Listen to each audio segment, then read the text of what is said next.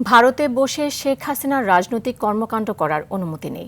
বাংলাদেশের ক্ষমতাচ্যুত প্রধানমন্ত্রী শেখ হাসিনাকে প্রত্যার্পণের বিষয়ে ঢাকার অনুরোধ খতিয়ে দেখছে নয়াদিল্লি। কেন্দ্রীয় সরকারের পক্ষে ভারতের পররাষ্ট্র বিষয়ক সংসদীয় কমিটিকে এ কথা জানানো হয়। বৃহস্পতিবার ভারত বাংলাদেশ সম্পর্কের ভবিষ্যৎ শীর্ষক একটি প্রতিবেদন লোকসভায় উপস্থাপন করে দেশটির সংসদীয় কমিটি। প্রতিবেদনে উঠে আসে দুদেশের বেশ কয়েকটি গুরুত্বপূর্ণ বিষয়। রিপোর্ট করছেন ইমতিয়াজ আহমেদ।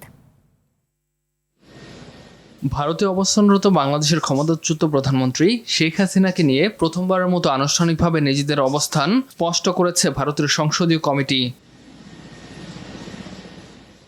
সংসদীয় পররাষ্ট্র বিষয়ক স্থায়ী কমিটির প্রতিবেদনে বলা হয়, মানবিক কারণে শেখ হাসিনাকে আশ্রয় দেওয়া হলেও ভারতের মাটি ব্যবহার করে বাংলাদেশের বিরুদ্ধে কোনো রাজনৈতিক কর্মকাণ্ড চালানোর সুযোগ নেই তার। বাংলাদেশ সরকারের পাঠানো শেখ হাসিনার প্রত্যর্পণ আবেদন আইন ও প্রচলিত প্রক্রিয়া অনুযায়ী পর্যালোচনা করছে ভারত। সংসদীয় কমিটিকে তথ্য জানায় দেশের পররাষ্ট্র মন্ত্রণালয়।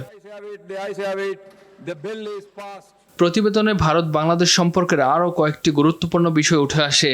এর মধ্যে আছে বাংলাদেশিদের জন্য স্বাভাবিক ভিসা কার্যক্রম চালু করা এবং 2026 সালে মেয়াদ শেষ হতে যাওয়া গঙ্গা পানি বন্টন চুক্তি নবায়নে দ্রুত আলোচনা শুরুর সুপারিশ।